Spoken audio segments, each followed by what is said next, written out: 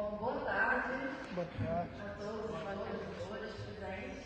Queria inicialmente agradecer o convite, para estar aqui. Acho que é um espaço fundamental para a gente avançar nas discussões, disputar todos os espaços possíveis e fazer esse debate proposto pelo eixo 5, que diz respeito à valorização dos profissionais de educação. Não tem como discutir qualquer tema relacionado à educação que não passe pela questão da valorização dos profissionais de educação, dos docentes, dos profissionais em geral, que atuam nas escolas e nas universidades. Então, nesse sentido, eu trouxe uma apresentação, quase não dá para explicar,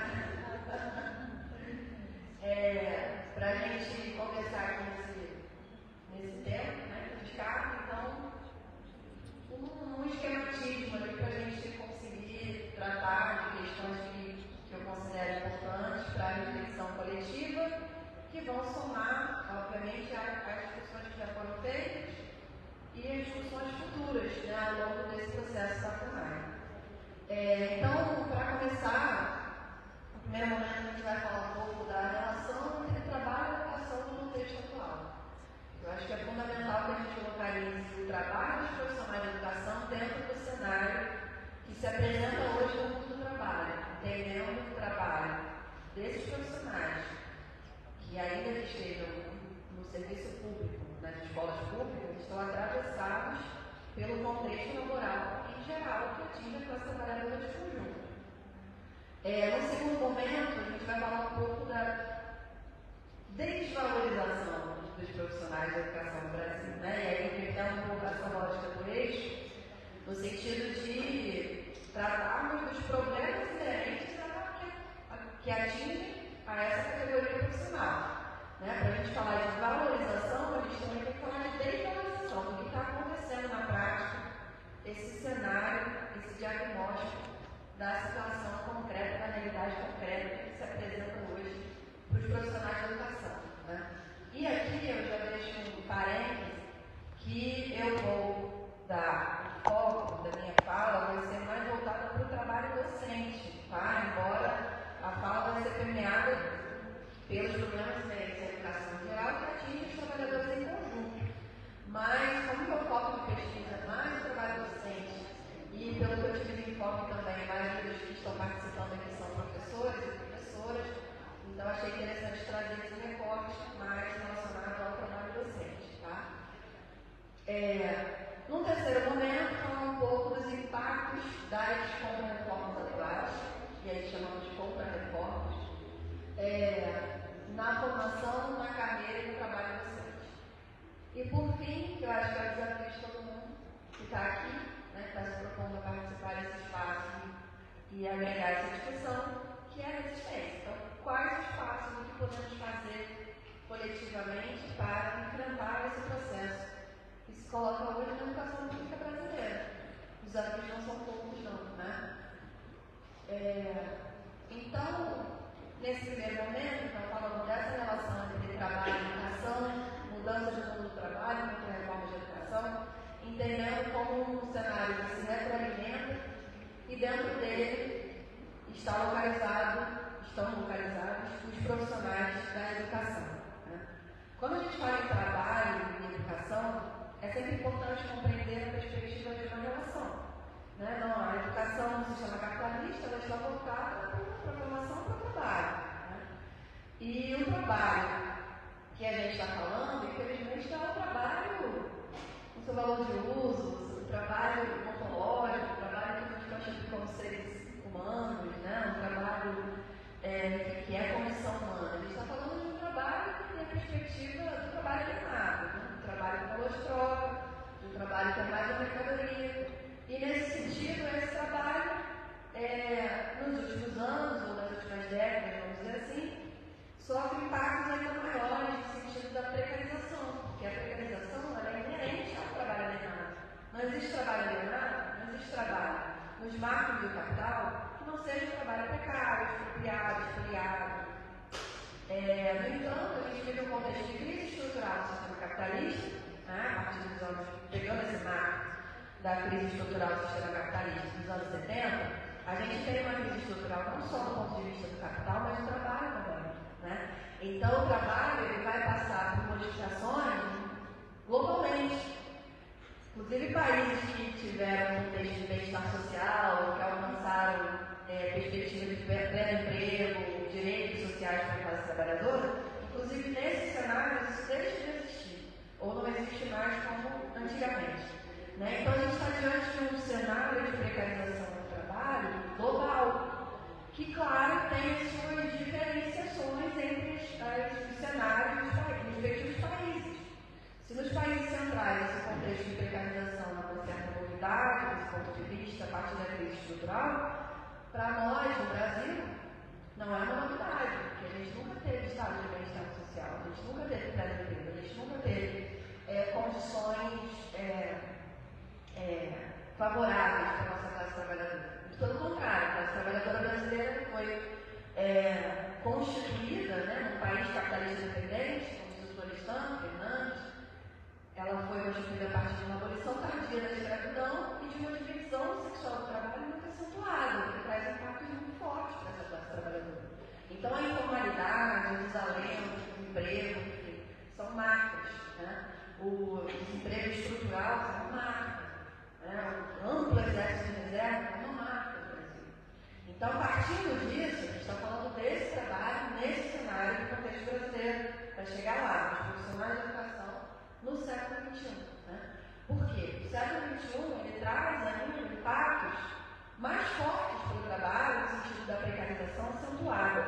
Né? A gente está diante hoje de um novo salto tecnológico, de elementos que trazem a plataformização, uberização, né, como a gente convencionou chamar, que são formas, né, laborais que se colocam, que vêm no sentido de aprofundar a exploração. Então, quanto mais tecnologia temos, a exploração avança também. Né? E nesse sentido, é fundamental formar a classe trabalhadora para atuar nesse cenário de um mundo do trabalho em decomposição, um mundo do trabalho cada vez com menos direitos, né? As pessoas não têm perspectiva de carreira profissional, as pessoas não têm perspectiva de segurança no trabalho, não têm perspectiva de organização sindical. Tudo isso parece que ficou no passado que para a gente foi voltado para, inclusive, muito poucos elementos, né, da classe trabalhadora. Então, as contra-reformas elas vão entrar nesse cenário, formar o trabalhador de novo tipo para esse mundo do trabalho e da composição. E aí, pode passar, por favor? Não tem como falar, né, do mundo do trabalho sem localizar esse contexto mais recente, né, para chegar na educação brasileira. Então, a gente está falando de metamorfoses profundas no mundo do trabalho na década de 2010, que não dá para falar da década de 2010 sem puxar o contexto anterior, obviamente, né? Mas aqui, pelo tempo, a gente tem que fazer recortes mais específicos. Mas a gente está falando de um cenário neoliberal que chega no Brasil na década de 90. Desde 90, a gente vem passando por impactos muito profundos na educação. Ao aumento da terceirização, do trabalho temporário, né, que atinge tanto a categoria docente quanto os profissionais de educação de forma geral, que tem sido cada vez mais terceirizados, né, nas escolas. A gente estava conversando sobre isso no almoço agora, merendeiras, porteiras, a gente praticamente não tem mais esses profissionais como efetivos. Né? Então, isso vem desde os anos 90 e vem se aprofundando nas leis municipais, nas leis estaduais de educação no Brasil. Mas na década de 2010, a gente tem aí um cenário que ainda é mais perverso para a classe trabalhadora, porque a gente vai estar diante do que alguns autores vão chamar de ultra-neoliberalismo. Né? Então, o neoliberalismo já se colocava, ele se aprofunda de uma forma muito acentuada. O que o Florestan também chamaria de, no contexto que abordou, mas que nós poderíamos trazer no contexto atual, de uma contra-revolução preventiva. Ou seja, quando não há nenhum risco de mudança social profunda, de mudança da ordem, né, mas que a classe dominante se vê ameaçada a ponto de ter que implementar um golpe. E esse golpe pode ser tanto um golpe civil-militar, quanto pode ser um golpe jurídico-parlamentar midiático, como foi o de 2016. Então não havia ameaças, mas havia um governo de frente popular que implementou diversas reformas, ou enfim, com todas as limitações possíveis dentro de um país capitalista dependente, mas que afetou esta burguesia brasileira que não permite sequer isto. E era necessário implementar reformas e leis no mundo do trabalho que retirassem, ou melhor, massacrassem a classe trabalhadora brasileira. E nesse sentido foi feito, acompanhando o processo de meados da década de 2010, que foi uma enxurrada, um pacote de maldade, vamos dizer assim, com os trabalhadores brasileiros. Então a gente começa ali com a emenda constitucional 95, com o diálogo de gastos públicos, e hoje a gente tem um novo debate do arcabouço fiscal, mas naquele contexto a emenda constitucional 95, que afeta o serviço público de forma brutal, a lei da terceirização, que amplia a terceirização para atividades fim, ou seja, a gente vai chegar lá quando falar dos professores, mas isso permite ou abre brechas maiores para a terceirização das atividades fim, ou seja, docência, reforma trabalhista, que, enfim, nunca é demais lembrar desse pacote, lembrar dessas iniciativas, porque a reforma trabalhista ela vem para regulamentar o trabalho precário, digamos assim, então coloca a figura do trabalho intermitente, regulamenta isso, e esvazia o papel dos sindicatos, enfim, uma diversidade de iniciativas que vem para esvaziar a organização coletiva dos trabalhadores e retirar direitos. E em seguida, já em 2019, com o governo de Bolsonaro, a gente tem a reforma da Previdência. Então a gente tem um pacote que aprofunda, na verdade, essa precarização do trabalho no Brasil e no serviço público por consequência. Não está fora dessas leis e reformas, elas não ficam à parte, elas não atingem só o setor privado, elas chegam no setor público, como um reflexo disso. Então, nesse cenário a gente tem ainda o que eu citei antes, o processo de plataformização chegando no Brasil em 2015, justamente no mesmo período, Então a Uber chega no Brasil em 2015 e depois se espalha para diversas outras empresas do ramo de plataformas e aplicativos, que essas empresas são muito bem sucedidas no Brasil, justamente porque o Brasil é um país que tem um amplo exército de reserva, de desempregados, desalentados, trabalho informal, e essas pessoas vão se cadastrar em plataformas se elas estão desempregadas.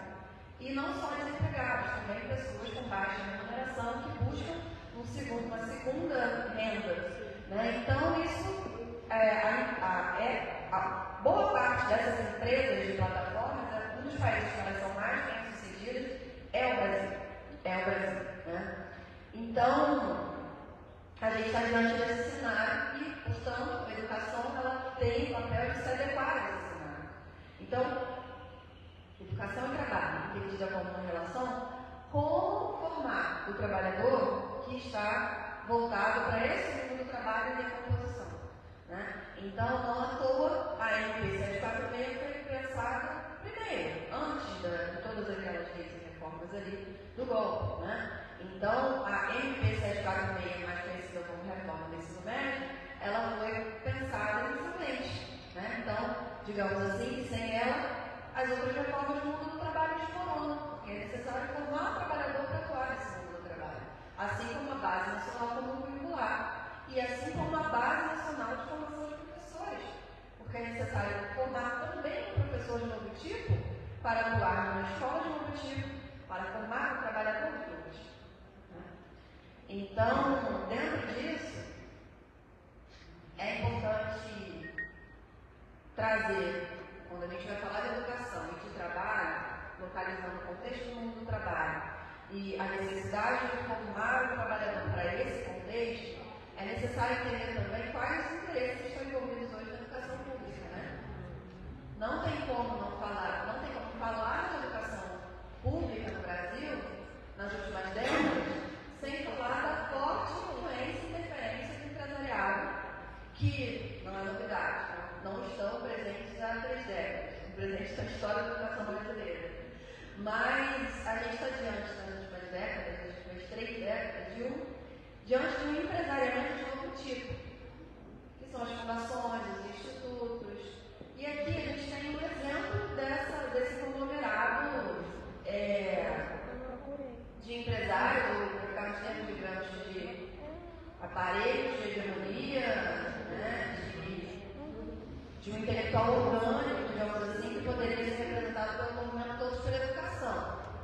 que é uma vertente desse empresariado, ou melhor, que organiza esses aparelhos privados de hegemonia que atuam na educação pública brasileira. Então, ele tem um print dos mantenedores desse movimento, que surge em 2006, né? Não é novidade para ninguém quando a gente fala desse movimento, mas há algumas curiosidades, digamos assim, que eu queria trazer. Né? Esse aqui é o print recente, e aí você dá um clique, por favor.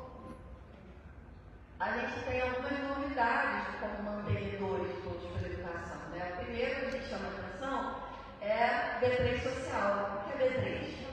É a Bolsa de Valores, antiga Bovespa. Né? É o braço social da Bolsa de Valores, a B3. A B3 é um mantenedor de todos pela educação. E depois eu vou falar da influência da B3 nos itinerários comparativos da reforma do ensino médio. Tá? Então, por que a Bolsa de Valores do Estado, né? A gente já conhece todas as empresas de Fundação Lema, as próprias empresas, inclusive, além das fundações, né? A Gol, enfim, a Herdal, enfim, todas essas que a gente vem já discutindo ao longo de todos esses anos, mas essas novidades. Então, você dá mais um clique, por favor, e a gente tem ali um outro mantenedor do Todos pela Educação, que é o iFood, né? O iFood. Valeriana. O iFood, ele é. Porque. Não entendi essa piada, não. A gente tá boiando. Nós, iFood, nós, mantenedores. Ah, tá. Exatamente. É isso mesmo. E por que o iFood, né? Ele é emblemático porque a gente está falando de uma empresa do ramo de plataformas que é muito bem sucedida no Brasil, que engloba, inclusive, boa parte dos nossos alunos de ensino médio. Né? A maior parte do contingente que atua no iFood são jovens negros de periferia sem ensino médio completo. Esse é o perfil levantado, né, dos trabalhadores dessa empresa. E por que o iFood então está no Todos pela Educação? Já pergunta, né? Qual o interesse desse empresariado, dessas vertentes do empresariado em compor este movimento para influenciar a educação pública brasileira? Pode passar, por favor. E aí a gente faz aqui um paralelo, né? Educação para a formação de um trabalhador de novo tipo. É claro que tem dois interesses do empresariado sempre na educação. O primeiro deles, obviamente, é a apropriação do fundo público. Mas há um segundo, que é a formação de correspondentes também. Então, o iFood, por exemplo, ele tem diversas iniciativas educacionais. A primeira, eles chamam de formar os nossos, precisamos formar as nossas pessoas entregadoras, que eles chamam de pessoas entregadoras. Eles querem humanizar. Eles não pagam 13º, licença de negativo, se o trabalhador se acidentar não tem nenhuma responsabilidade, os trabalhadores ficam nas portas dos restaurantes e dos shopping centers sem ter banheiro para utilizar, guardando o chamado, mas eles chamam de pessoas entregadoras e querem formar ensino médio. Então, eles têm alguns programas de aceleração. Eles também estão intervindo nas secretarias de educação por meio dos itinerários formativos do ensino médio. Eu vou chegar lá depois. E eles também, pasmem, aquele senhor que está ali do lado esquerdo é o Fabrício Flores, que é o CEO do iFood, formado pela Unicamp. Ele recentemente foi convidado pela ONU para ser um representante da educação no desenvolvimento da ONU. Entre os objetivos de desenvolvimento da ONU. Ele, o Fabrício Flores, do iFood, é o representante da educação na ONU.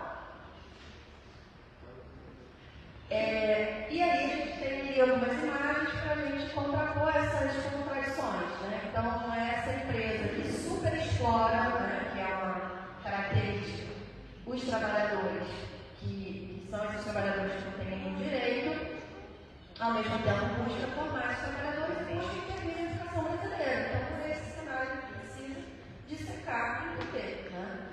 Pode passar, por favor. E aí, o novo ensino médio. Quem aqui é professor do ensino médio?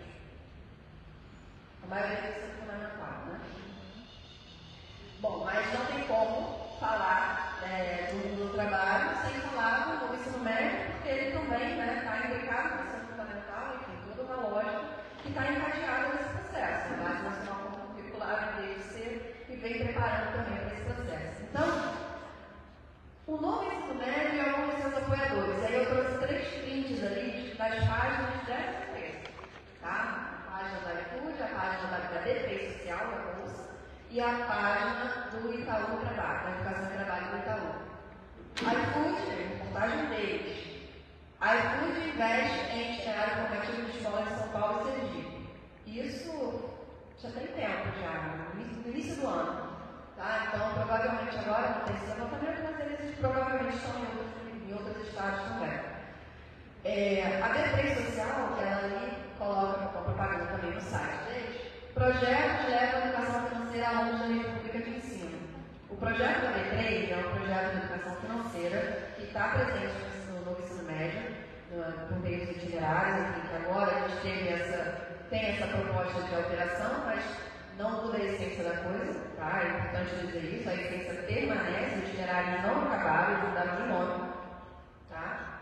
E esse projeto da B3, ele tem como tripé poupar, investir e empreender.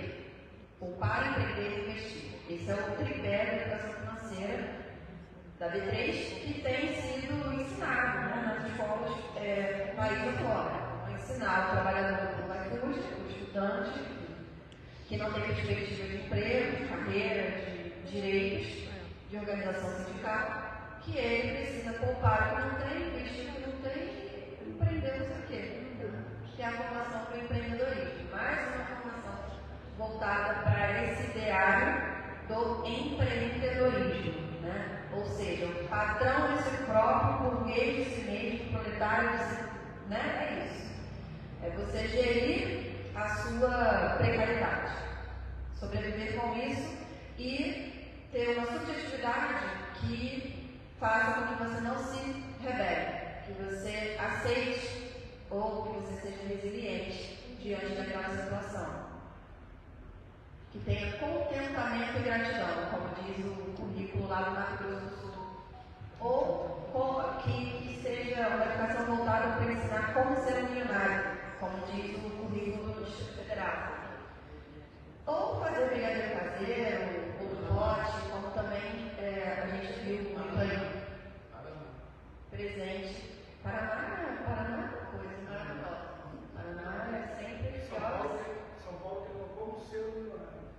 O Paraná agora eles colocaram uma inteligência artificial, uma TV acoplada no computador na sala de aula para aferir a emoção dos estudantes, né? Dentro dessa noção de competências socioemocionais. Então, assim, é isso, é preciso aferir essa emoção. A gente está diante, na verdade, de um cenário de educação das emoções, muito mais do que educação conteudista. É a educação das emoções. É preciso formar um trabalhador resiliente socio-emocionalmente adaptado, porque a questão das competências socioemocionais, que antes as competências, a gente vem falando de competências desde os anos 90, competências e habilidades. Agora a gente está falando de competências socioemocionais, que é o CDE, Organização de Cooperação do Desenvolvimento Humano, prevê. Os organismos internacionais prevêem as competências socioemocionais. E os nossos currículos incorporaram isso de todas as formas possíveis. Fundação Ayrton Senna, né, todos os projetos de vida, tudo isso está relacionado a essa perspectiva da educação das emoções. E aí, a gente chega ao trabalhador da educação, os profissionais de educação, e como eu falei, eu ia focar mais no trabalho docente, mas considerando, claro, que a precarização atinge todos e todas que estão atuando nas escolas públicas. Né? Então, a gente está diante de um professor extremamente precário, e isso não é novidade também, quando a gente fala em precarização do trabalho docente, né? É uma marca também da nossa educação brasileira. Mas é importante entender as diferenças desse processo. Né? A gente tem uma classe trabalhadora docente no Brasil muito heterogênea. E esse é um ponto, assim, que a gente, quando a gente está discutindo valorização dos profissionais, a gente precisa entender que profissionais são esses, né? Porque quando a gente fala em precarização, a gente sabe que está precarizado, mas que tipo de precarização é essa? Como ela atinge a categoria? Como essa categoria se constitui? Qual é a formação dela no sentido de de carreiras internas, de contratos, né? É uma diversidade, assim, muito grande. Né? Então, eu venho debatendo isso aqui são algumas expressões conceituais que eu construí no meu doutorado. E justamente para tentar ajudar nessa perspectiva de analisar essa complexidade que é essa múltipla forma de precarização. Assim. Então, que ela acontece tanto de forma objetiva quanto subjetiva. Tá? São duas dimensões da precarização também. Então, a gente está diante no Brasil de um precariado professoral. Seria um precariado professoral, seria aquele setor. Precariado é um termo importado da sociologia europeia. E aí tem que utilizar todas as mediações possíveis no contexto brasileiro. Mas eu utilizo esse termo para caracterizar um setor do professorado brasileiro que está diante de uma perspectiva de ausência de direitos. Então, seriam os professores temporários, ACT, né? Admitido de caráter temporário, seriam os professores eventuais, aqueles que não têm sequer um contrato como os ACTs, que é um contrato de 1 ou 2 anos. O professor eventual fica disponível para as escolas, existe desde a década de 90 na República de São Paulo, rede estadual, que é a maior rede do país, né? Mas existem outras vertentes e perspectivas em outras redes também, que é uma forma dos estados e municípios lidarem com um problema presente, frequente nas escolas, que é o absenteísmo docente. Que não é aquele afastamento prolongado por motivos de uma doença e tudo mais. Aqui são outro aspecto, o adoecimento docente. Mas a falta cotidiana no trabalho, que também tem a ver com o adoecimento docente. É o professor faltar por diversos motivos naquela semana, enfim, que ocasiona falta de professores e, consequentemente, uma necessidade de ocupar esse lugar para que os alunos não fiquem sem as aulas. E aí os municípios, estados, enfim, chegam a essa brilhante conclusão de criar essa figura do professor eventual. Pode ser um professor que vai ocupar a própria disciplina do professor que faltou, ou pode ser um professor eventual, como tem em São Paulo várias vertentes de professor eventual, que é aquele que não tem sequer uma disciplina. Ele é um professor chamado, ironicamente, de tapa-buraco. Então, é um professor que vai pegar um plano de professor eventual e vai implementar naquele dia, naquela escola, independentemente de quem faltou. Né? Que é uma total descaracterização do que é a docência. Despersonalização, enfim. Antes, quando surgiu a figura do eventual, esses docentes eram graduandos. Agora não. São todos formados, já muitos professores efetivos que também são eventuais, que fazem o bico de eventual, digamos assim. Né? Então, o professor eventual ele simplesmente se coloca à disposição. É um lugar da educação desde antes de existir a organização, desde antes de falar em organização. Porque é um professor que fica disponível para o trabalho por demanda. Ele fica no telefone aguardando o chamado, ou mesmo fica nas escolas já para ganhar tempo, sabendo que vai ter trabalho, digamos assim, que sempre falta o professor. Ele vai para a escola, ele fica na porta da escola, ele fica na sala de professores aguardando que o professor fale para ele entrar em sala de aula. E ele só recebe se ele der aula. No final do mês, é feito o levantamento das aulas e ele é remunerado a partir do trabalho realizado. Se ele não der aula naquele mês, ele não vai receber nada. Os ACTs, que são os temporários, que a Constituição Federal permite o trabalho temporário, substituição de um professor que está afastado por algum motivo. Né? Mas o problema disso é que esse mecanismo tem sido utilizado permanentemente para não fazer concurso.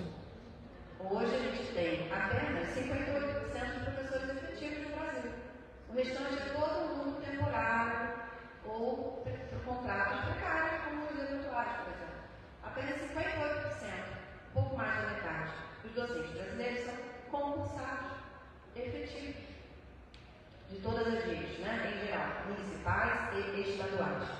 Então isso é muito grave, isso é diante de um cenário que a maior parte dos professores, a maior parte não, quase metade dos professores brasileiros, ele não tem vínculo com a escola, ele está sofrendo mais assédio moral, porque esse professor está diante de uma relação de trabalho muito diferente do professor efetivo, né? Ele está diante da insegurança o tempo todo, ele não sabe a escola que ele vai atuar no próximo ano, ele não cria vínculo com os alunos, com os profissionais, com as direções das unidades, enfim, né? Uma relação de trabalho extremamente precária. Só que a gente fala, quando a gente fala em múltiplas formas de precarização do trabalho docente, não para por aí, né? Quando a gente vai chegar nos eventos efetivos, professores concursados, a gente vai estar diante de uma precarização que se dá em outros marcos, né? Mas que não deixa de ser precarização. Muito pelo contrário, a precarização acentuada também das agências docentes. O adoecimento docente é uma endemia no Brasil. E os adoecidos, pelo menos que aparecem nas estatísticas, são professores efetivos, não são os temporários. São os efetivos, porque eles têm direito à licença. E isso aparece nas estatísticas. Então, o que adoece o professor hoje não é mais o que adoecia o professor há 20, 30 anos. O que afastava o professor há 20, 30 anos é problemas de voz, lesão por esforço repetitivo, problemas motores, enfim, relacionados ao exercício da docência. Hoje, o que adoece o professor, o que afasta o professor no Brasil, são as doenças psíquicas. Síndrome do pânico, depressão, ansiedade, síndrome de burnout, exaustão profissional. É isso que afasta o professor no Brasil. Então, se a gente vai discutir valorização dos profissionais da educação, não tem como não falar em adoecimento docente. Esse é um ponto gravíssimo que tem atingido os nossos professores. E por que isso? Por que isso? Se ele está diante de um mundo do trabalho, como eu falei, em decomposição, sem direitos, sem emprego, como profissional concursado, com segurança no trabalho, com direito ao redução sindical, está adoecido. Né? Então, esse docente, ele primeiro a questão da desvalorização salarial, né? Então a gente tem muitas redes no Brasil que não pagam o piso salarial, né? E ainda assim é um piso baixo, valor baixo, né? Comparado a outras profissões de ensino superior, baixíssimo. O Brasil é um dos países que paga pior aos professores na América Latina, e a gente está comparando com países centrais. A gente está comparando países da América Latina, a gente já reconhecidamente paga mal, por exemplo, a Colômbia, o México, a Argentina. O Brasil paga pior que todos esses países, aos seus professores. E aqui a gente tem uma característica muito peculiar, que o professor não é professor de uma escola só, é o professor da rede, é um professor de várias redes, é um professor que tem um contrato de 16 horas, aqui 16, ali, e aí ele tem que fazer uma privada, e aí ele tem que trabalhar no cursinho, e aí isso torna a vida do professor um professor itinerante, ele não vivencia aquela realidade. Então a dedicação exclusiva a uma instituição é elemento fulcral para uma educação de qualidade. Né? Acho que esse é um ponto muito importante. E no Brasil a gente não tem essa característica. A gente vai ver a dedicação exclusiva em pouquíssimas unidades escolares, em pouquíssimas redes, a rede federal, de colégio de aplicação. E há o caso de alguns municípios ou estados com 40 horas para os professores, mas essas 40 horas não são dedicação exclusiva, ou seja, não é um salário condizente com a função de uma dedicação exclusiva, o que obriga o professor a ter que ter outros vínculos, o que precariza muito mais também, porque o cara já tem 40 horas lá e ele ainda tem que fazer um outro contrato ou outros contratos. Então, por que professorado estável formal? Porque essa estabilidade é meramente formal. As redes têm induzido a exoneração de professores, têm afastado professores por doença, professores têm deixado a profissão, muitas vezes, mesmo com um concurso feito, realizado. Né? Então, essa estabilidade é formal. E dentro disso, a gente tem a conformação de um professorado subjetivamente adaptado, que aí vem somar a precarização objetiva do trabalho, condições de trabalho, falta de materiais, escolas precárias, escolas sem banheiro, escolas sem material nenhum para o professor utilizar, o professor tendo que custear instrumentos de trabalho, materiais de trabalho, além dessa precarização objetiva que atinge as escolas escolas públicas brasileiras, tem a precarização subjetiva do trabalho. O professor está completamente expropriado do saber. O professor não é mais um elaborador do conhecimento dentro das reformas educacionais atuais das últimas décadas. É necessário um professor, hoje, para a educação brasileira, que seja um executor e não um elaborador do conhecimento. É a alienação do trabalho dentro da docência. Então, é preciso um professor que implemente a reforma, que implemente a avaliação curricular, né? E não elabore o conhecimento. Então, nesse sentido, a perda do sentido do trabalho é uma precarização subjetiva muito forte que adoece também. Porque se você perde o sentido do que você faz, se a avaliação já não é sua, ela é externa, qual o sentido do seu trabalho? Se você está sendo controlado e monitorado cotidianamente por plataformas, enfim, por diversas questões que é um outro elemento novo que se coloca, qual o sentido do seu trabalho? O professor é um laboratório intelectual. Me avisem do tempo, tá? Tá bom. Então, pode dar os cliques aí, que aí eu vou falar de algumas tendências de precarização que se apresentam para além das que a gente já falou aqui. Né? Não, pode ir, não tem problema. Mais um? Pode mais um. Eu trouxe aqui a localização lá nos primeiros momentos do golpe, né, de 2016 e das transformações no mundo do trabalho a partir de então. E eu falei que a educação não fica fora desse contexto. Né? Então, vou recuperar isso agora para a gente chegar na educação. Ali a gente está adiante, né? Reforma trabalhista, emenda constitucional 95, lei da terceirização, que é a lei da terceirização para atividades fins, e a educação nesse cenário. É um reflexo e é uma esponja que vai justamente absorver essas transformações no mundo do trabalho também, pelo menos como tendência. Porque aí é importante a gente sempre localizar a contradição do processo, a resistência. Né? Muitos processos não avançam por causa da resistência, por causa do movimento contra-hegemônico, do movimento de trabalhadores e trabalhadoras organizados, principalmente dos seus sindicatos, que vão enfrentar. Então, as tendências, algumas delas avançaram e outras não. A terceirização do trabalho na educação, ela tem avançado, né? Por meio de organizações sociais, em diversos estados e municípios.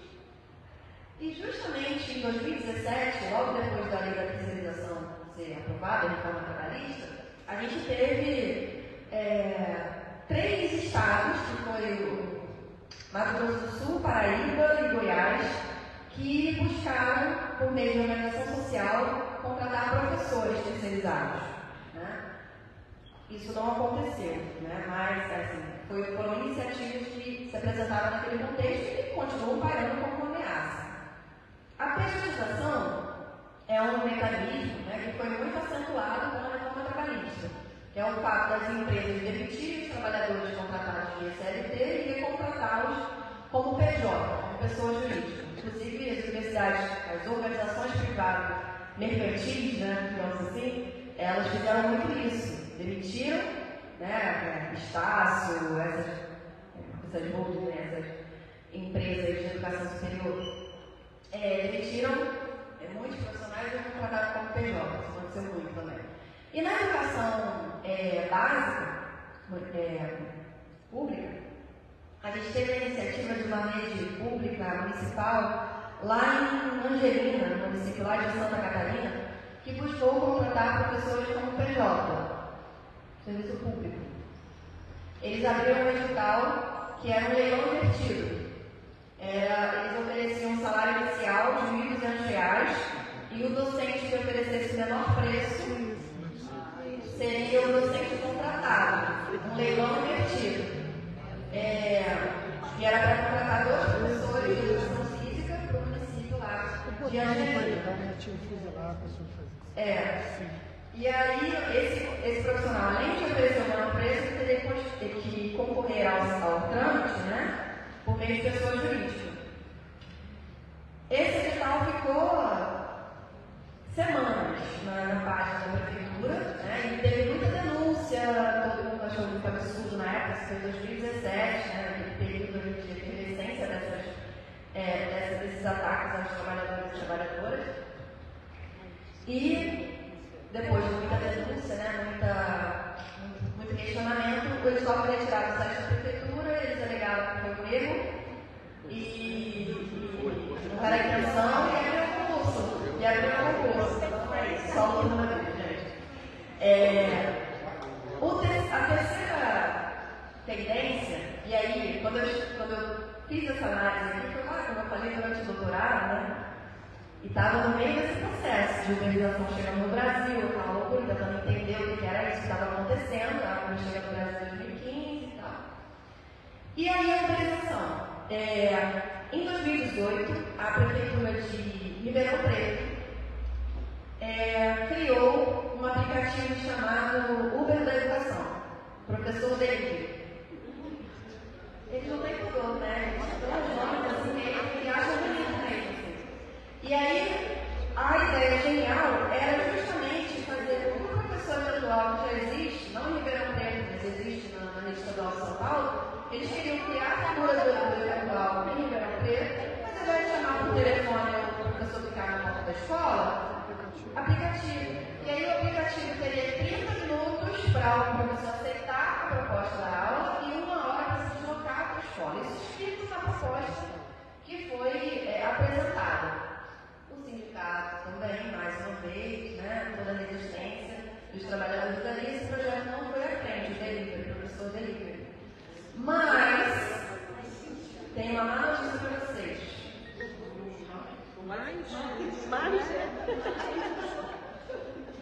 Dentre essas 3 tendências que continuam pairando entre nós, uma delas se estabeleceu fortemente, que é justamente a organização do trabalho da saúde.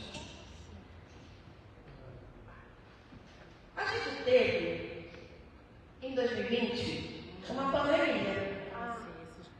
E essa pandemia, ela avançou com o cenário de plataformização de uma forma muito efetiva em todos os âmbitos do mundo do trabalho, inclusive na educação. A educação ela foi atravessada pela plataformização.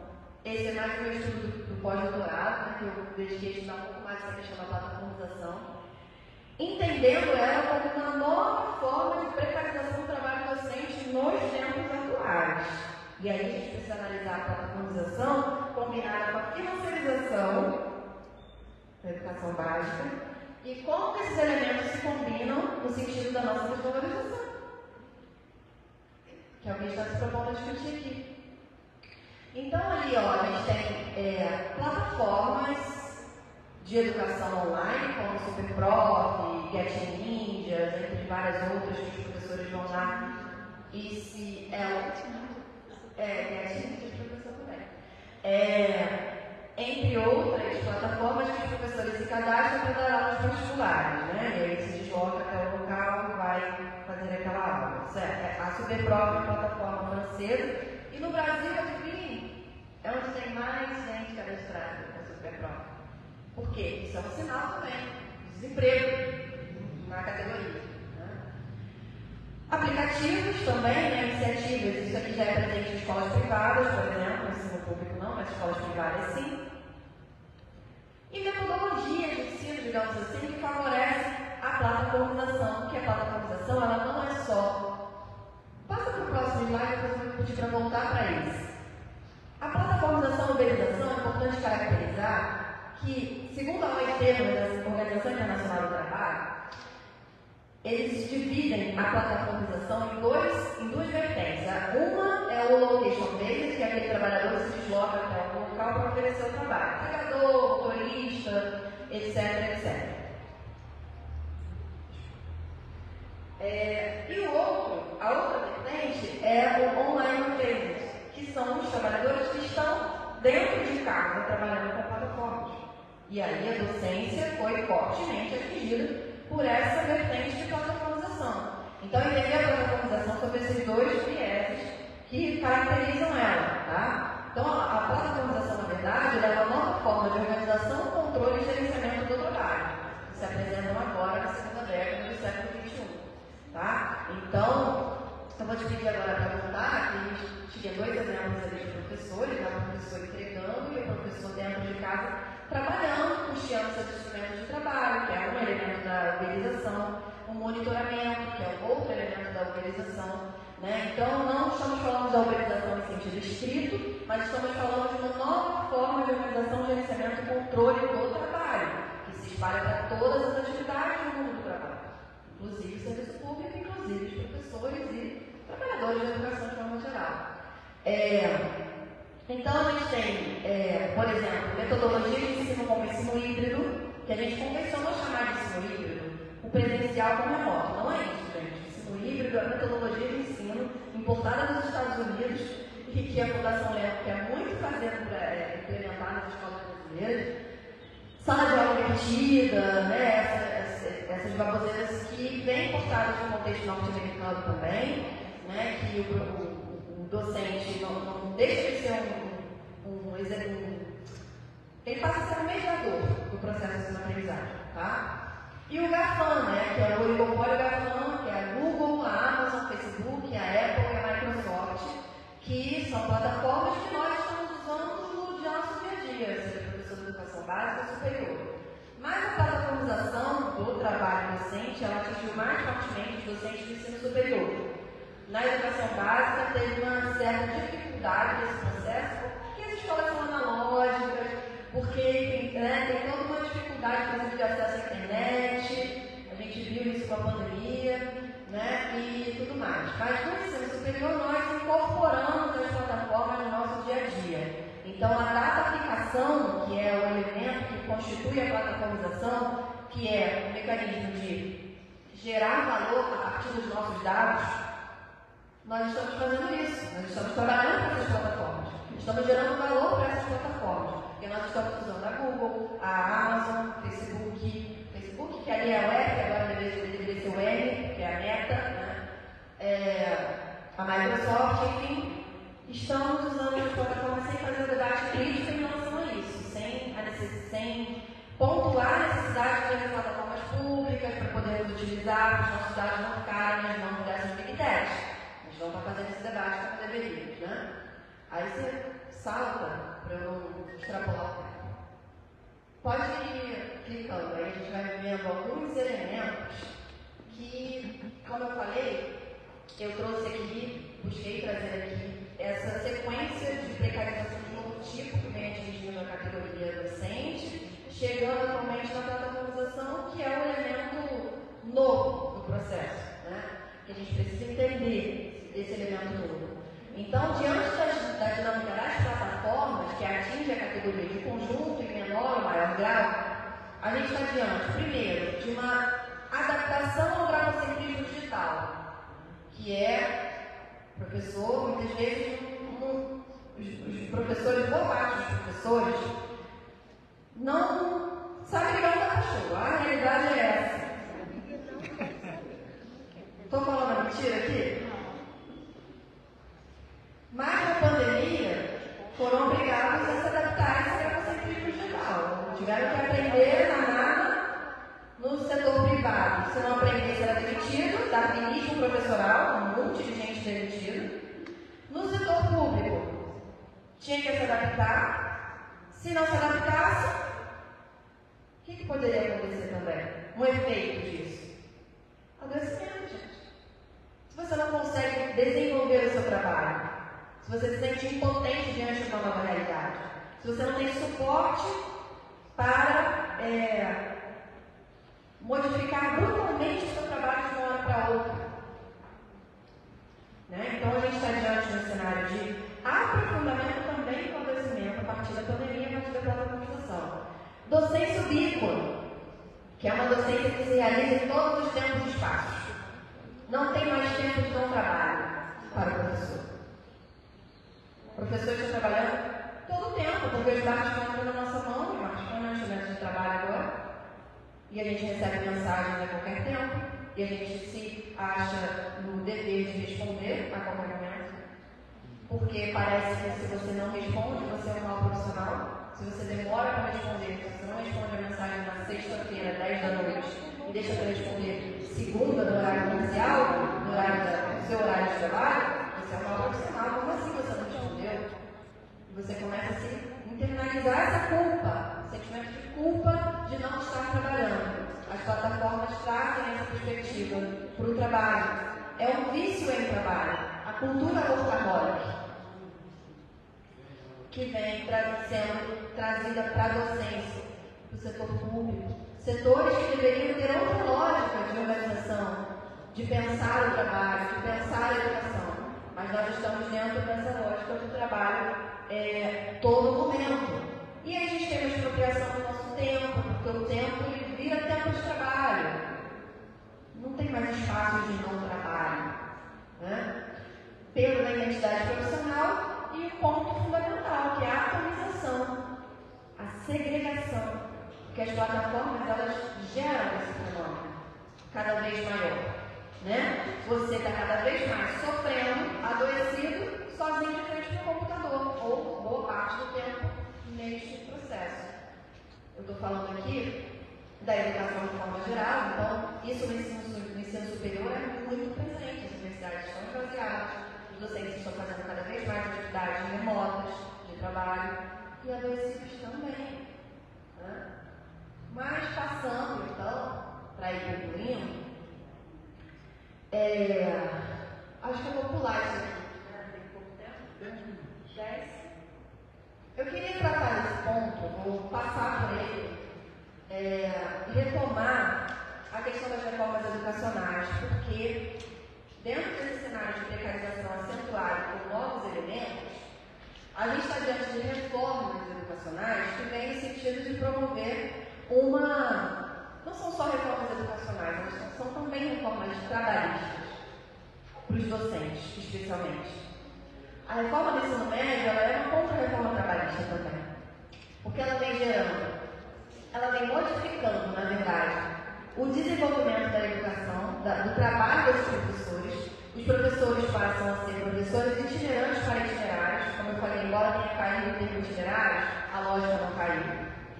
Né? Então, o professor ele passa a ser professor da rede, não mais daquela escola, perde aquela disciplina que ele lecionava, que não contempla naquela escola determinado itunerário, e ele passa a ter atuar em 3, 4, 5 escolas,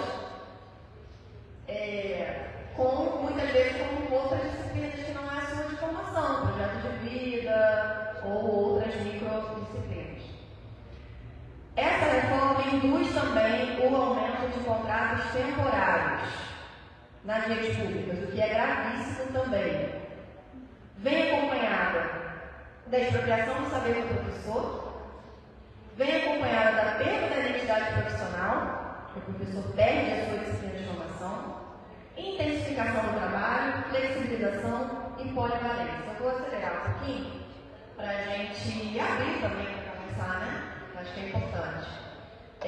Então, a gente está diante, dentro desse cenário de reformas, da conformação, digamos assim, de professores itinerantes, polivalentes, né, que deem conta de diversas disciplinas, que realizem trabalho sob demanda, dentro da lógica do eventual, sob a dinâmica da financiarização e da plataformização do trabalho, que é uma combinação bombástica, nova, que se apresenta e que a gente tem que entender esse processo.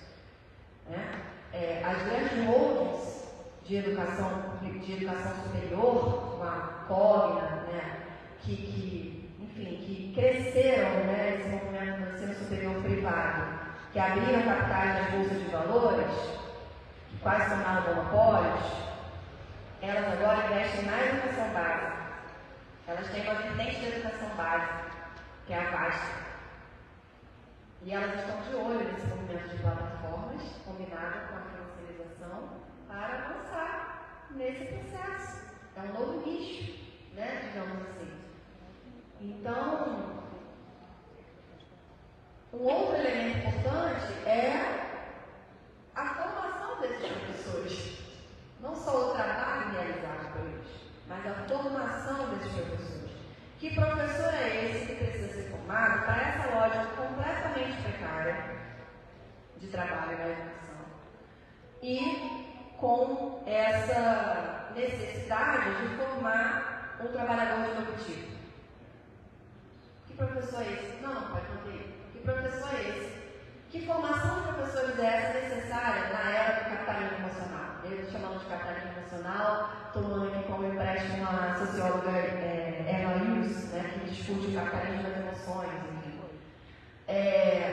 Que a gente estaria diante desse cenário, né, da formação de subjetividade. Então é importante que o professor de novo tipo promova, tanto seja adaptado psicofisicamente, quanto promova essa adaptação psicofísica também dos jovens, dos futuros trabalhadores. Então a educação das emoções, como eu falei, é uma prioridade, as competências e habilidades socioemocionais, projeto de vida, a ideia de empregabilidade, né, e, obviamente, buscando sempre a formação de um trabalhador de novo tipo para esse mundo do trabalho precário. Só uma constatação, né? A formação de um professorado subjetivamente adaptado é uma forma de sucesso para o neoliberalismo, né? Então é disso que a gente está falando. Então, quais os desafios para a resistência, para a gente fechar? São muitos, né? São poucos, não. Aqui é um espaço de resistência. É um espaço em que a gente está se propondo a discutir, elaborar, debater, escutar. Espaços. Assim como a gente faz no nosso cotidiano. Né? Os desafios, eles se dão em dois patamares, vamos dizer assim. O primeiro deles, o âmbito econômico corporativo, que é aquele imediato. Aquilo que a gente precisa resolver para agora, para ontem. Né? Que é, do meu ponto de vista, né? A gente poderia elaborar vários outros conjuntamente aqui. Compreender os movimentos de plataformização e financiarização da educação que pautam essas compras de acordos. Que essa é a novidade que se apresenta, a gente precisa entender esse cenário, porque a gente só modifica a realidade que a gente compreende. A gente não compreende a realidade, a gente não avança na transformação. Né? Então, pesquisas, todo esse processo de entendimento dessa realidade é fundamental. Segundo, revogar as reformas e aprovar uma proposta substitutiva. Não é reformar as reformas. Não é jogar perfume nas reformas. Não é dizer que mudou e não tem a essência. Teve avanços? Teve avanços. Aumento das horas, para 1.400 horas, ok, mas mantém a balização como curricular. Mantém os itinerários com outro nome. Então, a gente precisa avançar realmente na revogação, porque essa reforma é uma reforma proveniente do golpe, de um golpe trabalhista. Então, se a gente não avança no sentido da revogação, pouca coisa vai avançar no sentido da superação. Construção de fórum amplo, né? E a gente está num espaço que se propõe a fazer isso, mas que não se ocupa ao empresariado, né? E possa enfrentar de fato a privatização da educação. Porque parece que a gente não consegue sair dessa roda viva que a gente está há 30 anos e que está mandando a educação brasileira, são aqueles empresários lá que a gente viu aqui. Então, como que o profissional de educação vai ser o responsável novamente, protagonista de fato da educação brasileira? Acho que é nesse sentido que a gente precisa avançar, pensar, né, e construir mecanismos que nos ajudem a chegar lá. Para isso é necessária muita mobilização de estudantes, profissionais de educação, da sociedade brasileira de conjunto. Né? A educação não é uma luta só dos profissionais de educação, dos estudantes, dos profissionais envolvidos com a educação. É uma luta de todos. Se a sociedade brasileira não compreende isso, a gente não avança. Porque às vezes fica só na retórica, né? A educação é o mais importante para o país. Mas vai o professor fazer greve. Essas mesmas pessoas vão chamar de vagabundos. Então, o convencimento social, né, um chamado à sociedade brasileira de fato para defender os interesses da educação. Acho que isso é um ponto fundamental. O último, o desenvolvimento de uma agenda para a escola pública que garanta os direitos dos estudantes e dos trabalhadores da educação. Acho que esse é um ponto, né, que a gente precisa. Passa, por favor. Aí a gente vai agora de fato para o último slide. Desafios para a existência em outro âmbito, né? Como eu falei do econômico corporativo. empatia, questões mais imediatas e urgentes. Mas a gente também tem necessidade de pensar a educação no sentido ético-político. Qual educação queremos? Né? E aí, a construção da contra-hegemonia é uma tarefa que está posta. Isso aqui é um espaço que se propõe a fazer isso, pelo menos as pessoas que estão aqui construindo esse espaço. Que é pensar uma lógica diferente da lógica que está colocada. Né? Disputar a formação humana, construir um projeto de educação que seja dos trabalhadores e trabalhadoras, e dos futuros trabalhadores que são estudantes. Né? A gente não precisa da classe dominante pensando isso para a gente. Que vise a emancipação humana, uma escola unitária, uma educação para além do capital, para ficar nos termos grandes, comunitários, porque não tem como discutir uma educação diferenciada que não seja perpassada por um projeto de sociedade. A gente precisa discutir um projeto de sociedade, né? Que essa educação vai estar voltada para outros objetivos, para outros interesses que não o interesse econômico, como é hoje. Uma educação que é voltada para os interesses da classe dominante, que é voltada para os interesses dos organismos internacionais, que vem colocando uma agenda para a educação há décadas no Brasil. Né? Então, pensar nesse sentido. E aí, concluindo, eu trago uma citação do Galeano, que eu acho, não é do Galeano, né? Do Fernando Bini, que foi citado por Galeano, que eu acho que cabe nesse cenário. Porque às vezes parece que a gente está remando contra uma maré que não tem saída. Ou que está tudo tão difícil que às vezes a gente fica sem forças para lutar. Ou às vezes a gente compõe espaços que a gente já vai descrente do processo. Por saber os interesses envolvidos nesse cenário. Mas, como diz essa citação, a utopia, ela está lá no horizonte. Me aproximo 2 passos, ela se afasta 2 passos. Caminho 10 passos e o horizonte corre 10 passos. Por mais que eu caminhe, jamais alcançarei. Para que serve a utopia? Serve para isso, para que eu nunca deixe de caminhar. E a educação não é isso. Ser educador e não lutar é uma contradição pedagógica. Isso faz parte da nossa essência. Algumas referências e depois eu posso socializar com vocês, tá bom? Obrigada.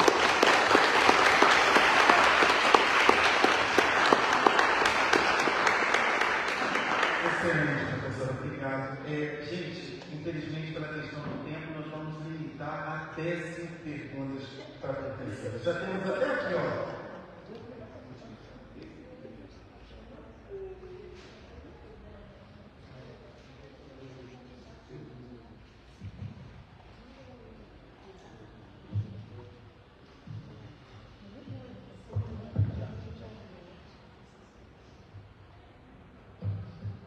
Primeiramente, Mônica, queria agradecer a sua presença aqui, dizer que é muito importante ter alguém que possa trazer essa perspectiva contra-hegemônica para esse espaço. A gente nunca teve, tá? Primeiro evento que a gente consegue colocar esse debate para a rede. Né? Infelizmente a gente não consegue ter todo mundo aqui, mas acho que já é bastante representativo o número de pessoas hoje no plenário. Né? Algumas coisas que você colocou, eu fui pensando, né, sobre a influência dos organismos multilaterais, tanto nas nossas políticas públicas quanto no nosso currículo, já desde a década de 60. E aí ontem a gente estava trabalhando aqui o eixo 7 e em várias proposições o eixo ele estava vários itens dos ODS. Né? Então, assim, como que também o Plano Nacional de Educação ele está completamente permeado por instruções que vêm de fora, do imperialismo para dentro de um país de capitalismo independente como o Brasil, com uma classe trabalhadora superexplorada, que nunca vislumbrou, como você colocou muito bem, né? Os direitos sociais como alguns países europeus conseguiram garantir na primeira metade do século XX. E aí uma outra questão que você falou também sobre a educação financeira para o ensino médio, a gente já tem isso no currículo municipal, já foi colocado na forma de lei recentemente, né? E aí eu outro gancho nessa questão da superexploração, como que eu vou fazer com que a população poupe aquilo que ela não consegue nem pagar as contas do mês? Como que ela vai empreender num país com juros a 200%? São questões que são colocadas para a gente e a gente muitas vezes, como você falou, não questiona, não debate, não para pensar sobre aquilo e simplesmente vai cumprindo. Eu acho que essa coisa da gente também cumprindo o que vem colocado de cima para baixo faz parte desse desgaste, desse adoecimento que a classe de professores em especial passa, né? Era isso. Mais alguém?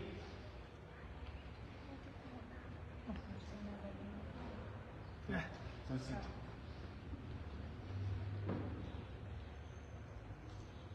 Boa tarde a todos.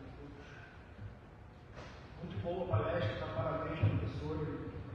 Também agradecer por estar aqui, contribuindo com o nosso debate. Você falou da questão do ensino médio, da reforma do ensino médio, como professor da rede estadual.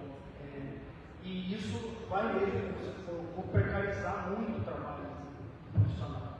Porque ele é formado numa disciplina, fez concurso para disciplina, e aí o Estado está numa reforma colocando ele para trabalhar em outra disciplina. Isso é muito complicado.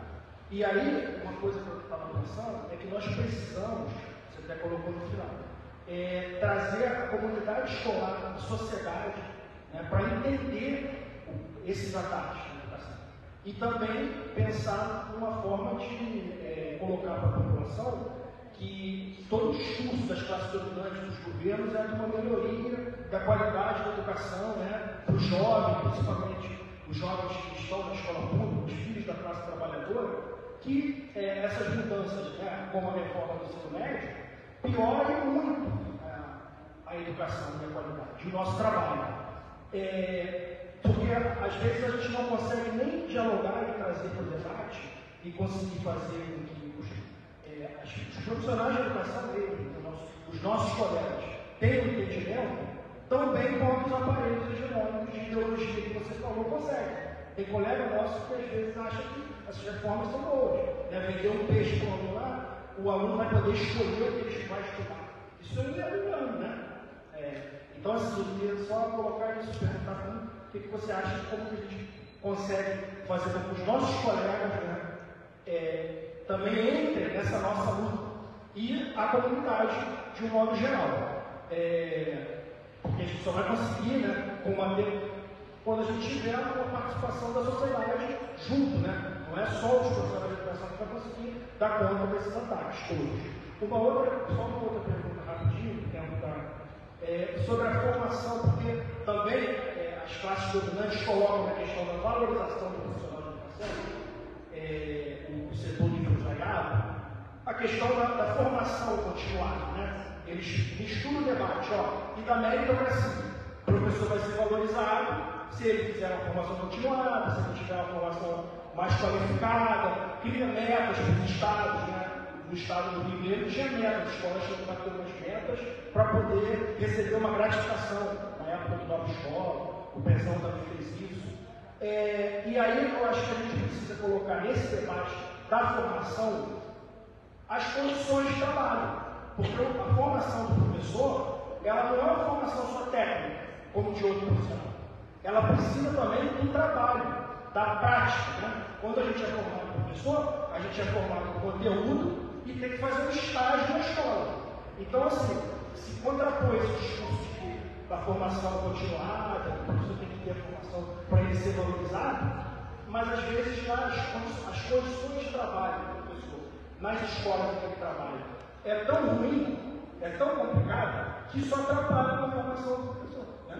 Então, como é que quer que o professor tenha uma formação boa se na escola dele não tem laboratório de informática, não tem material didático para ele trabalhar, não tem computador para os alunos? Então, isso impacta também. Eu acho que a gente deve colocar nesse debate de formação continuada, de valorização, essa questão também das condições de trabalho do professor. Professor, vamos fazer um apanhado, antes daqueles aí responderam. Posso responder essa e depois a gente faz. Então vamos responder a professora Esmeralda e o professor Ricardo, na sequência que eu estou escrito. Bom, cai de pé, né?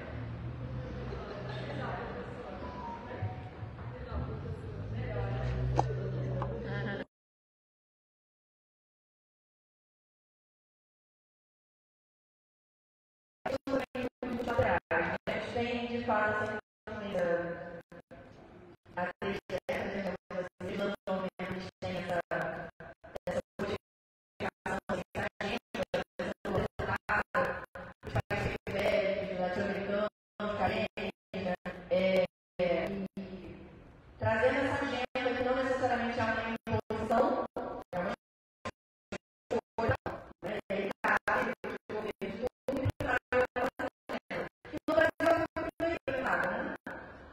Então, e foi muito bem implementada, entre aspas, né, por um setor específico da sociedade brasileira, que é o empresariado de novo tipo. Então, esse empresariado de novo tipo foi eleito, digamos assim, como, entre aspas, como novos reformadores, por causa do Luiz Carlos Freitas, ou o empresariado de novo tipo, segundo outros autores, para implementar essa agenda a partir dessa nova dinâmica educacional que se coloca, que modifica estruturalmente a educação brasileira, que é uma educação que passa a ser pensada a partir da lógica da meritocracia, a partir da lógica dos resultados, importando o ideal toyotista mesmo para dentro da educação. Just in time, as metas, as PLRs, é essa lógica fabril, toyotista, da reestruturação produtiva, que vem para dentro das escolas. A hegemonia nasce na fábrica, como já diz o Gramsci. Então, o processo de hegemonia na sociedade é construído a partir daí. Não fica só lá na fábrica, né? Falando do século XX aí, né? E esse cenário todo chega na educação. E aí a gente tem, né? Você aponta os eixos que estão dentro da ODS, os objetivos, né, da ONU, e é isso mesmo. É isso mesmo. A educação ela continua sendo pensada dentro dessa perspectiva. As avaliações externas, né? Hoje a gente tem um cenário, digamos assim, mais favorável para debate na educação, isso é inegável. A gente passou por 4 anos diante de um governo que não ouvia, não só não ouvia, mas como desqualificava e criminalizava o profissional da educação. Espaços, talvez, não tinham lugar, né? Então, a gente está diante de um cenário, de uma perspectiva de possibilidade de diálogo. Só que essa possibilidade de diálogo é extremamente limitada, porque o empresariado está tomando conta, segue tomando conta do Ministério da Educação. E dentro dessa lógica imposta não, colocada como uma agenda pelos organismos internacionais. Então a gente está ali remando nessa corrente, tentando não se afogar, tentando sair de alguma forma para construir um processo contra-hegemônico que não é fácil, que não vai ser fácil, que não vai ser fácil. Né? Então, você fala assim que os professores vêm cumprindo o que vem sendo colocado, né, por essas reformas e tudo mais, mas assim, eu também acho que é sempre importante a gente olhar para as contradições dos processos, porque senão a gente entra só no pessimismo da razão e não tem o otimismo da vontade. Porque assim, a resistência existe, né? Os sindicatos docentes são sindicatos ainda muito fortes, um grande número de filiados, né? Que fazem greve importantes, que existem, porque o Brasil já vai tratar o Chile, na verdade, a educação chilena, completamente privatizada, enfim. Você não está porque tem muita resistência, né? E a resistência se dá tanto nesse âmbito mais geral, né, coletivo, digamos assim, que é o mais importante, mas ela também se dá do ponto de vista individual. Há resistência individual também, porque o empresariado ele está com uma questão que é cara para eles, que é a questão do trabalho em si. O nosso trabalho é um trabalho material, o nosso trabalho é intelectual. Por mais que tentem expropriar isso, quando a porta da sala de aula fecha, o professor está ali com os alunos. Por mais que em alguns momentos, em algumas redes, já tenha uma televisão para filmar o que o professor está fazendo e avaliar, mas, no geral, o professor ainda tem uma autonomia extremamente relativa, mas tem. E não são poucos casos de o professor pegar um projeto de vida, por exemplo, e trabalhar com sociologia, que é a disciplina dele, ou de trabalhar da forma como ele quer trabalhar, de forma crítica. Estou dizendo que esses profissionais são a maioria? Não. Eu acho que a maioria realmente está adaptado ao processo, adaptado, não gosto desse termo, mas vou usar, né? Conformado, digamos assim. Isso não podemos culpabilizar este profissional também. Porque a gente tem que entender o que está levando ele a agir dessa maneira. Né? Um trabalhador que precisa se manter, que precisa manter sua família, que precisa garantir a sua subsistência, que está extremamente precário. Quando eu fiz o mestrado, eu estudei o programa Autonomia da Fundação Roberto Marinho. É um programa que tem Telecurso 2000 como metodologia de aula para acelerar a aprendizagem dos estudantes com defasagem em idade séria. E o telecurso é todas as disciplinas com televisão. E o professor que trabalhava nesse projeto, ele ganhava uma gratificação. E muitos que aderiram a esse projeto na época, lá, 2010, até 2015, mais ou menos, quando se manteve esse projeto na rede estadual, muitos professores aderiam ao projeto, não por acordo com o programa Autonomia, mas por causa da gratificação e também para atuar na escola só, porque antes ele estava em 5. Então, assim, eu acho que às vezes a gente analisa assim, a gente não pode culpabilizar o professor, porque o processo de precarização tão acentuado tem levado a um movimento de conformidade. E eu acho que isso precisa ser analisado com cuidado para a gente poder avançar, né? Não culpabilizar o indivíduo. Por que o professor não está participando mais efetivamente do sindicato, das assembleias e tal? A gente tem que entender a realidade desse docente. Fazer mais debates, conversar mais sobre isso, falar mais sobre essas questões, para a gente ganhar essas pessoas, né? Porque é isso, é um processo de convencimento mesmo, cotidiano, né?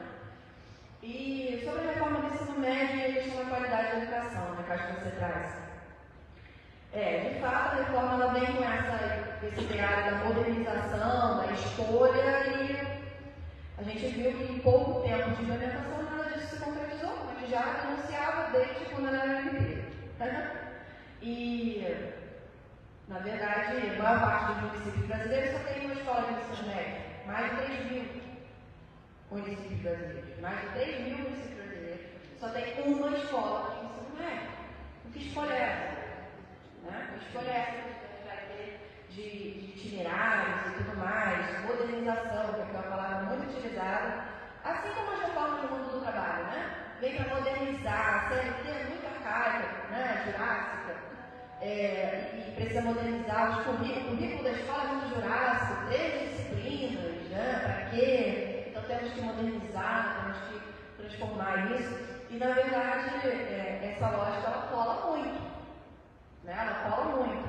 E ela vem, na verdade, essas reformas com adensar essa questão da qualidade da educação. Acho que é um termo que a gente precisa sempre questionar. Porque tem essa coisa do léxico que é apropriado, né? A qualidade da educação é uma, ela foi apropriada pelo empresariado. Qualidade da educação hoje, quando a gente fala em qualidade para esses setores, é o quê? É o IDEB, é o Índice de Educação Básica. Isso é a escola de qualidade, mas para nós não é isso. Para nós colocamos no campo crítico, no campo da resistência, não é isso escola de qualidade. Escola de qualidade não é uma sobralização da educação, fazer do Brasil um Sobral. Porque a gente sabe qual é o que tem gerado, inclusive, para atingir esses índices. A custa de que esses índices estão acontecendo? Tem municípios que expõem, não sei como é que é aqui, mas muitos municípios expõem os dados publicamente, em outdoor, das escolas que têm o melhor desempenho, pior desempenho. Como é que você faz isso no processo de educação? A própria idealizadora dessa política meritocrática lá nos Estados Unidos, ainda durante o governo Bush, Janet Redish, ela escreveu um livro chamado A Morte do Sistema Escolar Norte-Americano, que ela faz uma crítica justamente a esse processo que é maravilhoso. Eu criei um monstro e agora estão criticando isso, porque não é essa lógica que pode gerir a educação, a lógica da competição, a lógica da meritocracia, dos bônus, dos índices, das metas, isso, a lógica é empresarial. Não pode estar na educação. Então, qualidade, quando a gente vai falar em qualidade de educação, hoje em dia ela foi apropriada por esses setores, né? E aí, você fala também da questão da formação continuada, né? E como que o empresariado tem abordado essa questão da valorização. Justamente, mais uma vez, uma apropriação, né? Todo mundo fala em valorização. Alguém vai ter a coragem de falar que o professor tem que ser desvalorizado, o profissional de educação tem que ser desvalorizado? Só que valorização é essa que esses setores buscam e querem, como propõem? Aí justamente entram as propostas de formação. Porque o problema para eles não é o trabalho docente, as questões aqui que a gente abordou. Eles até falam que o trabalho do professor tem que ganhar melhor, apontam isso, mas não entram a fundo nessa questão da precarização, que é o problema, do meu ponto de vista, mais grave na educação brasileira. Se a gente não resolve esse problema, a gente resolve o resto, além dos problemas estruturais das escolas, claro, né? Mas a questão da valorização, como é que eles abordam então? Pela formação. O problema do professor é a formação. E aí, que formação que eles propõem? A mais esvaziada possível. O problema são as universidades públicas, que inclusive formam a minoria dos professores, porque a maioria dos professores no Brasil são formados em educação à distância em instituições, em organizações privadas mercantis, no ensino superior privado, EAD. Né? Mas o problema são as universidades públicas, que são conteudistas demais, falam muito de história da educação, falam muito de organização da educação brasileira, e não estão ensinando o professor a dar aula. Eles usam muito esse argumento.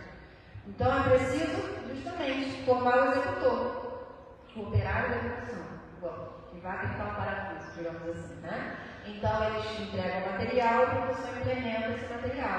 E aí vem a Base Nacional como curricular para isso, e a Base Nacional de Formação de Professores e a Base Nacional de Formação Continuada de Professores.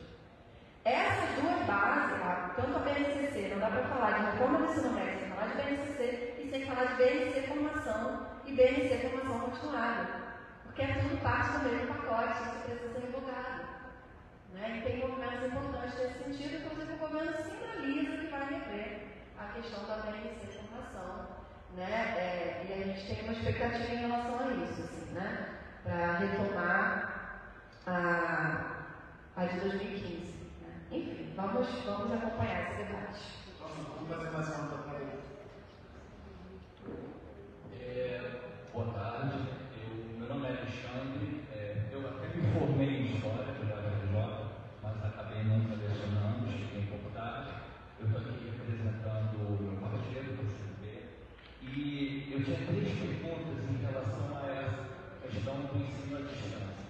Eu tive uma experiência pessoal, meu companheiro começou o ensino à distância e acabou se desestimulando e abandonou. Então, minhas perguntas são as seguintes: quais os índices de desistência dentro desse ensino remoto?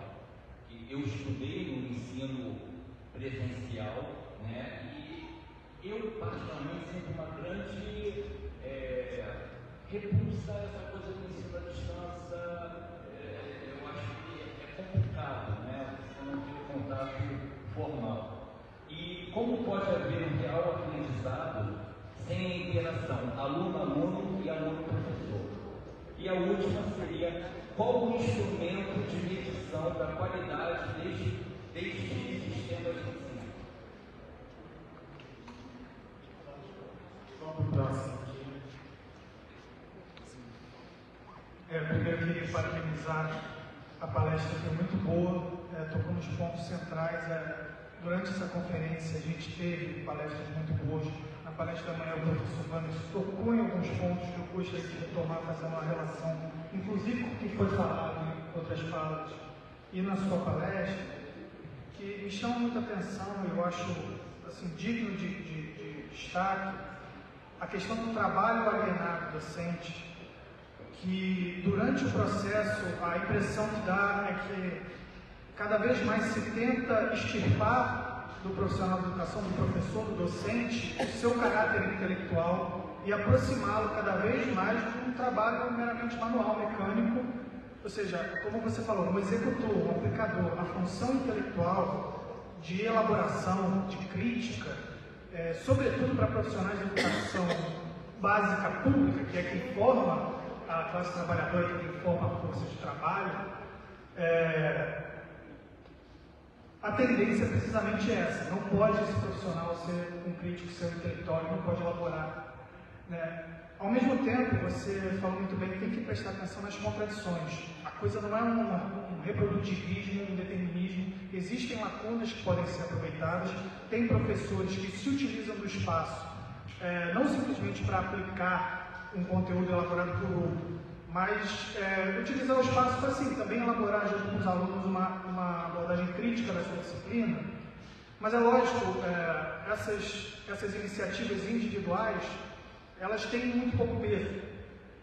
E a minha pergunta é muito no seguinte sentido: esse movimento contra-hegemônico, essa resistência e a exploração dessa contradição, ela não pode ser feita. O sindicato, ele não tem um papel muito importante nisso, inclusive educativo, dos profissionais da educação e talvez até dos estudantes. Ele não tem que incentivar ou então se debruçar muito mais nesse caráter formativo, educativo, do que ele atualmente faz, porque a questão é a seguinte: talvez usar essas contradições como espaço de resistência de forma individual, se não dá, talvez o sindicato tenha um grande papel no sentido de sistematizar uma resistência dentro dessas contradições, dentro da escola, em contato com os grêmios, e fazendo formações, educando também, fazendo uma formação continuada do próprio sindicato. Essa é a minha pergunta. Gente, última, quem vai? Então não? Podemos avançar?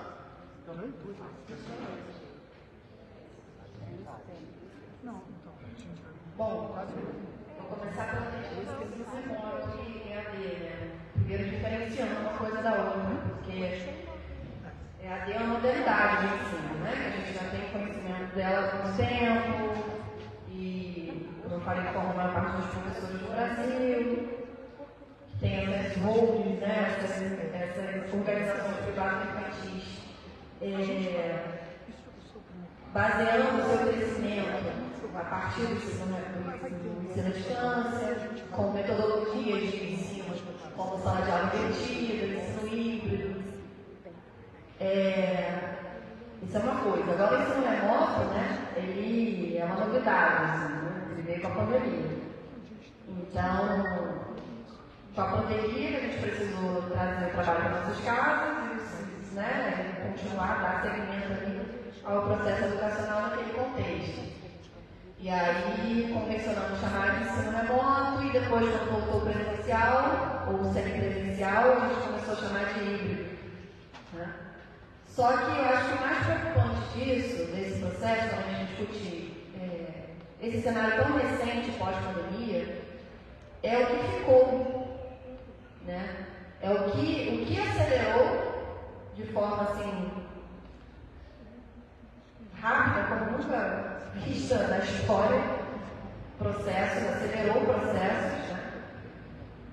E o que permaneceu. Então, eu acho que na educação básica a gente de fato teve uma dificuldade, o interesse da Fundação Lemos era transformar pelo menos o ensino médio todo em AD, logo. É isso. Ensino híbrido, né? Essa metodologia de ensino que eles tanto defendem. Tem algumas vertentes, né? São até engraçadas, o ensino à la carte. A sala de aula invertida, que é a mais conhecida, né? Que o aluno estuda em casa e vai para a escola tirar dúvidas com o professor, naqueles determinados momentos. Então, assim, o desejo era isso, avançar mais aceleradamente com isso na educação básica, porque isso faria, obviamente, controlar mais o processo educacional, as plataformas ajudam a controle do trabalho muito maior. Então, você atinge muito mais fácil as metas da educação se você tem um controle por meio de plataforma também. Só que esse processo não avançou como eles gostariam, não. Né? Agora, no ensino superior, aí é outra dinâmica. O ensino superior privado é a dele uma conta, né? E no ensino superior público, o ensino que convencionamos chamar de híbrido, de forma equivocada, na minha opinião, ficou. Eu acho que esse é um ponto assim, que não dá para jogar debaixo do tapete. Isso está acontecendo. Nós deixamos de fazer diversas atividades presenciais para substituí-las por atividades remotas.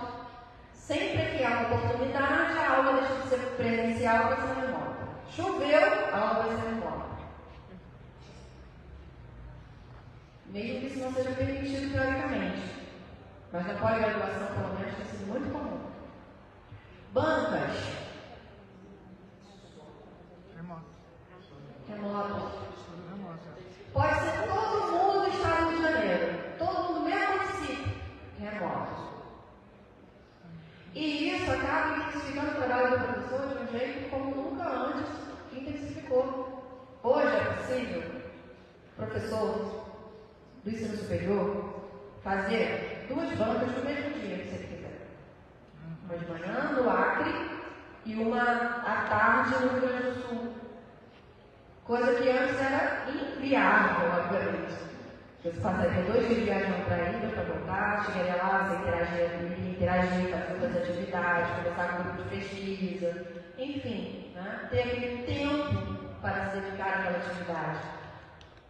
Hoje você pode fazer 2 bancas no mesmo dia, uma fora do país e uma no Brasil. Essa é a possibilidade que a plataforma te propõe. E o trabalho da banca não é só ali no dia e na hora que ela se realiza, você tem pelo menos 5 dias para o trabalho, cada um. Então, a plataformização, ela induz uma intensificação do trabalho muito forte.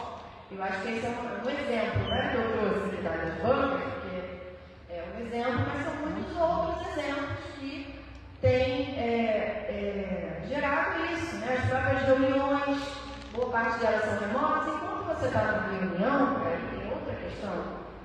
Você está na reunião remota, muitas vezes não interagindo necessariamente como deveria, você está fazendo outra coisa, você foi lavar um prato. Você desligou a câmera ali para fazer. Ou você está no outro computador aqui, respondendo um relatório, você orientando um aluno. Então, assim, a atenção difusa. Esse é um fenômeno que as plataformas também ocasionam, o que é nefasto para o nosso trabalho intelectual, digamos assim, estritamente, né? Não existe trabalho intelectual manual, muito grande, mas essa separação vai no sentido de realmente prejudicar o foco que o nosso trabalho exige. Hoje em dia, as pessoas têm cada vez mais dificuldade de ler um texto longo. Nossos alunos de graduação estão com dificuldade de ler, porque a atenção está cada vez mais difusa. As plataformas, elas induzem essa difusão da atenção, porque é a atenção para passar tela constante, porque isso era dado, isso era lucro. Sobre o trabalho alienado docente, né? A gente não quer falar de trabalho alienado, a gente tem que ter todo cuidado, porque a gente está falando de um trabalho produtivo, de gerar mais valia. Né? Um trabalho docente não necessariamente gera mais valia, embora, diante do cenário de plataformização, por exemplo, a gente tem que discutir, porque a gente está gerando valor para aquele texto. Né? Enfim, mas polêmicas à parte, se é produtivo, se é improdutivo, se gera valor, se não gera valor, nosso trabalho tem a particularidade de ser um trabalho material. Né? A gente lida com o ensino, a gente lida com essa questão. E, de fato, essa separação entre concepção e execução, que é o que caracteriza o trabalho alienado, ela está mais presente no frente. Né? Então, o professor ele deixa de ser artífice para ser o operário, digamos assim, nos termos dessa separação entre concepção e execução. E isso é muito preocupante, né? Porque, como eu falei, gera essa precarização subjetiva do trabalhador. Né? Porque você perde o controle sobre a sua própria atividade laboral. Você não se sente mais um profissional que possa contribuir com aquela realidade. Você está se sentindo ali realmente um robô, né? Tendo que utilizar materiais prontos que vêm para avaliações que não foram pensadas por você e tem que aceitar isso, né? E isso está acontecendo, de fato, quando você aponta, 82% dos alunos da população de idade escolar estão na escola pública, né? Então, a gente, quando fala em educação, a gente tem que falar de escola pública. Não que a gente não vai falar de setor privado, mas a gente tem que falar onde está a maioria do contingente da população com idade escolar. Está na escola pública e para que a escola pública serve, né? Está a serviço de quem? Por que tantos interesses com isso? Como a gente viu aqui. A assistência individual, ela é insuficiente, concordo plenamente. Eu acho que não dá para ignorar que ela existe e que ela é importante. Na sala de aula, né, por conta justamente da especificidade do nosso trabalho que permite isso, é fundamental para estarmos com 2% da população da escolar e escola pública. Então, no miúdo, no cotidiano, também é importante disputar, porque se jogar a toalha também não é a melhor saída. Mas, de fato, a resistência é coletiva.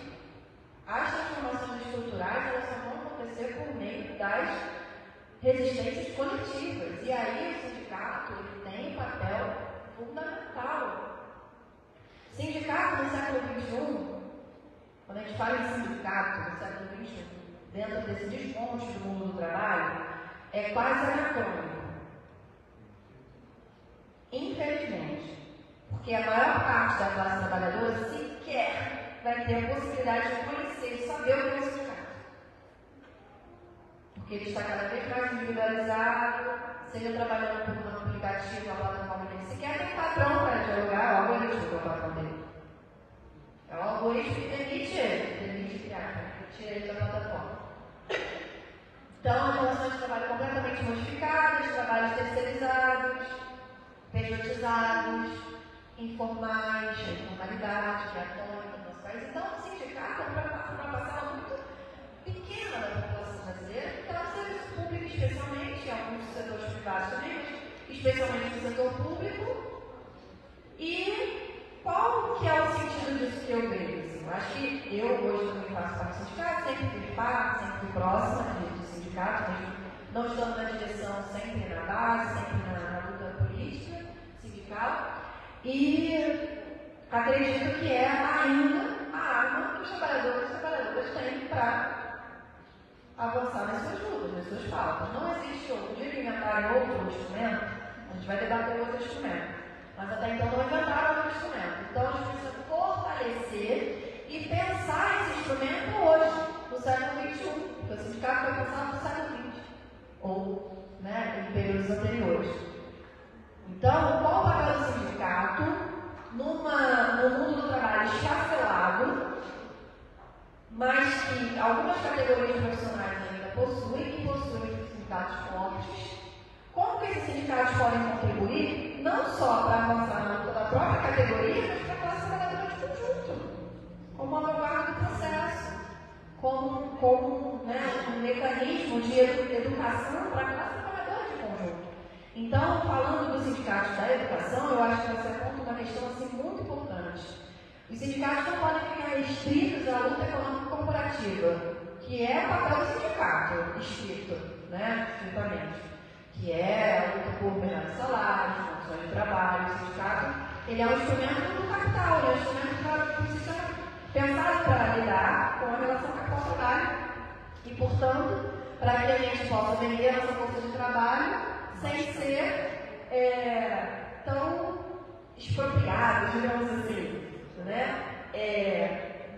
com essa limitação que a gente sabe.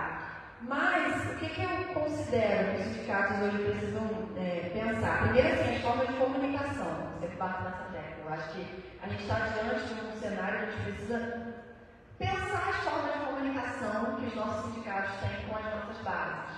A nossa atuação junto às nossas bases. Né? Porque acho que o trabalho de base é o mais importante. E nesse momento, ainda mais, o sindicato precisa na escola, no dia a dia, no cotidiano.